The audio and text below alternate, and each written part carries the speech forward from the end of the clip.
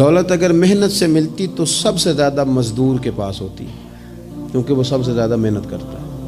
یہ تو خدا کے فضل سے ملتی ہے، اب جس کو مل جائے۔ ہیلو دوستوں، السلام علیکم، میں ہوں شاداب خان اور آپ دیکھ رہے ہیں شاداب ریئیکشن چینل۔ کیسے ہیں آپ سب؟ امید کرتا ہوں کہ ٹھیک ہوں گے۔ تو دوستوں، آج جو ویڈیو پہ ہم ریئیکشن کرنے والے ہیں اس ویڈیو کا ٹائٹل ہے تکبر اور دولت کا لالچ۔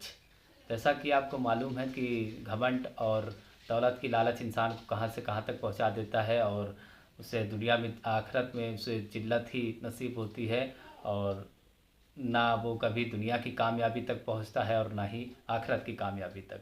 تو اس کو بیان کیا ہے پیر اجمل رضا قادری صاحب نے، جو کہ بہت ہی پیارا بیان کرتے ہیں اور ان کے بیان میں دم ہوتا ہے اور لوگوں کے دلوں میں ان کی بات اتر جاتی ہے۔ اور تو چلیے، چینل پہ جو ہمارے نئے ہیں چینل کو ضرور سبسکرائب کریے گا، ویڈیو پسند آئے گی تو ویڈیو کو لائک کریے گا اور اپنے دوستوں میں شیئر کریے گا۔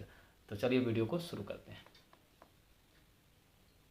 اور قرآن مجید فرماتا ہے نحن قسمنا بینہم معیشتہم فی الحیات الدنیا، ہم نے دنیاوی زندگی میں ان کی معیشت کو تقسیم کر دیا، ان کے درمیان معاملات کو تقسیم کر دیا ہے، خود اللہ نے کیا۔ ورفعنا بعضہم فوق بعض درجات، اور بعض کو بعض سے درجوں میں فضیلت عطا کر دی۔ ہم نے خود تقسیم کیا ہے، مالک نے تقسیم کیا ہے۔ وہ فرماتا ہے ہم نے بانٹا ہے خود، یہ تمہارا نظام زندگی کہ بعض کو درجوں میں فضیلت دے دی ہے۔ یہ تقسیم، یہ کار حیات اس لیے تاکہ نظام زندگی کو چلایا جائے۔ ایک شخص کو اللہ تبارک و تعالیٰ نے بادشاہ بنایا ہے اور ایک کو اس کا دربان بنایا ہے۔ یہ تقسیم اس لیے کی ہے کہ ظاہر ہے سارے تو بادشاہ نہیں بن سکتے، اور کسی نہ کسی نے دربان بھی بننا ہے۔ حکم کیا ہے؟ حکم یہ ہے کہ وہ دربان احساس کمتری کا شکار نہ ہو، وہ یہ سمجھے کہ اللہ تعالیٰ نے اس ملک میں اسی جگہ میری ڈیوٹی لگائی ہے، اور بادشاہ تکبر کا شکار نہ ہو۔ وہ یہ تو سمجھے کہ اللہ نے مجھے اعزاز دیا ہے، مجھے فضیلت دی ہے، ملک چلانے کے لیے اللہ تعالیٰ نے مجھے چنا ہے، لیکن وہ اس دربان کو اپنے سے کم تر نہ سمجھے، اسے حقیر نہ سمجھے، اپنے ذہن کے اندر یہ بات بٹھائے کہ جس طرح بحیثیت انسان رب نے مجھے فضیلت عطا کی ہے، اسے بھی اللہ نے اسی طرح ہی فضیلت عطا فرمائی۔ اور اگر انسان ہونے کے ساتھ ساتھ وہ مسلمان بھی ہے، مومن بھی ہے، تو پھر تو نبی پاک صلی اللہ تعالیٰ علیہ وسلم نے فرمایا میرے مومن کی عزت اللہ کی نظر میں کعبے سے بھی زیادہ ہے، پھر تو اور زیادہ فضیلت اس کی سمجھے گا۔ ہم نے اس تقسیم حیات کو اپنے اوپر طاری کر لیا، اور کچھ لوگ احساس کمزوری کا شکار ہو گئے ہیں، اور کچھ لوگ ایسے ہیں جو بلا وجہ تکبر کا شکار ہیں۔ انسان کو یہ حکم دیا گیا ہے کہ وہ جہاں بھی ہے وہ اللہ کا بندہ بن کے وقت گزارے، اس کے ذہن اور نظریات ٹوٹے نہ، بکھرے نہ، وہ یہ سمجھے کہ اللہ تبارک و تعالیٰ نے اگر کچھ مجھے دیا ہے تو اپنے فضل سے دیا ہے۔ ہمارے ہاں یہ ہوتا ہے کہ اگر کسی شخص کو کوئی چیز خدا اپنے فضل سے دیتا ہے تو وہ اسے نہ اپنا حق سمجھنے لگتا ہے،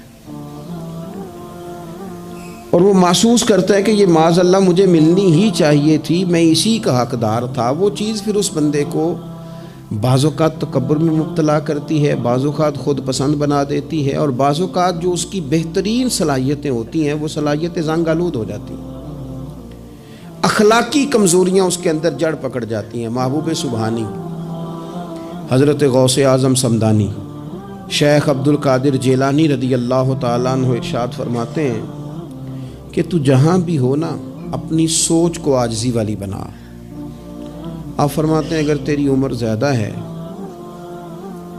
اور تیرے سامنے ایک شخص کھڑا ہے جس کی عمر تھوڑی ہے تو اپنے ذہن میں یہ بات بٹھا کہ اس کی عمر تھوڑی ہے تو غلطیاں بھی تو تھوڑی ہیں نا۔ اور اگر تیرے سامنے کوئی شخص کھڑا ہے تیری عمر تھوڑی ہے اس کی زیادہ ہے تو پھر یہ ذہن بنا لے کہ اگر اس کی عمر زیادہ ہے تو اس کی نمازیں بھی تو زیادہ ہیں نا، تلاوتیں بھی تو زیادہ ہیں نا، خیرات بھی تو زیادہ ہیں نا، عمر جو زیادہ ہے۔ اور اگر تو ان پڑھ ہے اور تیرے سامنے عالم کھڑا ہے تو اس ترتیب سے عاجزی پیدا کر لے کہ وہ چونکہ عالم ہے تو میں تو بہت سارے کام اپنی جہالت کی وجہ سے غلط کر لیتا ہوں، لیکن وہ عالم ہے تو اپنے علم کی بنیاد پر یقیناً وہ مجھ سے زیادہ خیر کٹھی کر رہا ہے۔ اور اگر تو عالم ہے اور تیرے سامنے جاہل کھڑا ہے تو پھر بھی تو اپنی طبیعت میں عاجزی لا، اور تو یہ ذہن بنا کہ وہ اگر کوئی غلطی کرے گا بھی تو اپنی جہالت کی وجہ سے کرے گا، تو مجھے تو پتہ ہے سارا، ایسا نہ ہو کہ میرا گناہ ڈبل لکھ دیا جائے۔ اب جہاں ہیں جس ترتیب سے ہیں اس ترتیب سے ہی اپنی طبیعت کے اندر عاجزی لائیں۔ نبی پاک صلی اللہ تعالیٰ علیہ وسلم نے فرمایا، حضرت عبداللہ ابن مسعود رضی اللہ تعالیٰ عنہ حدیث کے راوی ہیں، حضور نے فرمایا جس کے دل میں رائی کے دانے کے برابر بھی تکبر ہوا وہ شخص جنت میں نہیں جائے گا۔ تو عرض کی یا رسول اللہ صلی اللہ علیہ وسلم، ایک آدمی اچھا لباس پہنتا ہے، اچھا بن کے رہنا چاہتا ہے، صاف ستھرا بن کے رہنا چاہتا ہے، تو کیا یہ بھی تکبر ہے؟ تو سرکار نے فرمایا نہیں، اللہ تو خوبصورت ہے، خوبصورتی کو تو پسند فرماتا ہے۔ تو یا رسول اللہ صلی اللہ علیہ وسلم پھر تقسیم کس طرح کریں، تکبر کے مفہوم کو کیسے سمجھیں؟ تو دو باتیں نبی پاک علیہ السلام نے ارشاد فرمائیں۔ سارے عنوان کو ان دو باتوں میں سمجھا جا سکتا ہے۔ محبوب فرمانے لگے تکبر تو یہ ہے کہ بندہ حق قبول نہ کرے اور دوسرے بندوں کو اپنوں سے حقیر سمجھے۔ اگر تیرا کوئی بھی کمال قبول حق میں رکاوٹ بن گیا تب تو متکبر ہے، اور اگر کسی بھی مقام پر جا کر تو کسی کو حقیر سمجھنے لگ گیا ہے پھر تو متکبر ہے۔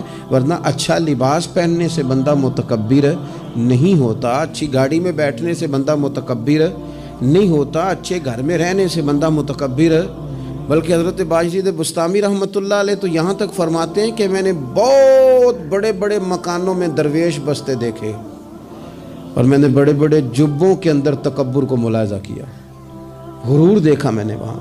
عزیز دوستو، اپنے ذہنی سطح اس طرح کی بنائی جائے کہ مزاجوں میں ٹھہراؤ رہے، طبیعتوں میں۔ ہمیں نا دو تین چیزیں بڑا پریشان کرتی ہیں۔ بعض لوگ ایسے ہیں جو کسی بڑی برادری میں جس کو وہ بڑا سمجھتے ہیں، باقی تو اللہ کو پتہ ہے نا بڑا کون ہے۔ کسی بڑے قبیلے میں جس کو دنیا میں بڑا گردانا جاتا ہے، اس میں اگر وہ پیدا ہو گئے نا تو ان کا یہ گمان بن گیا ہے کہ شاید میرا یہ حق تھا، تو چونکہ مجھے اللہ نے پیدا یہاں کیا ہے تو معاذ اللہ میرا حق بنتا ہے میں تکبر کروں۔ بار بار اپنے لفظوں میں، جملوں میں، اپنے رویوں میں اس بات کا وہ اظہار کرتے ہیں۔ کچھ لوگوں کو اللہ تعالیٰ دولت دیتا ہے، دولت اگر محنت سے ملتی تو سب سے زیادہ مزدور کے پاس ہوتی، کیونکہ وہ سب سے زیادہ محنت کرتا ہے۔ یہ تو خدا کے فضل سے ملتی ہے۔ اب جس کو مل جاتی ہے وہ سمجھتا ہے مجھے ملنی ہی چاہیے تھی، ملنی چاہیے تھی، اب وہ کسی تکبر کا شکار ہو جاتا ہے۔ حالانکہ مالک بڑا بے پرواہ ہے، صبح کے تخت نشین شام کے مجرم ٹھہرے، ہم نے پل بھر میں نصیبوں کو بدلتے دیکھا۔ ماشاءاللہ، سبحان اللہ، بہت ہی پیارے انداز میں جس طرح سے حضرت نے بتایا اور سمجھایا۔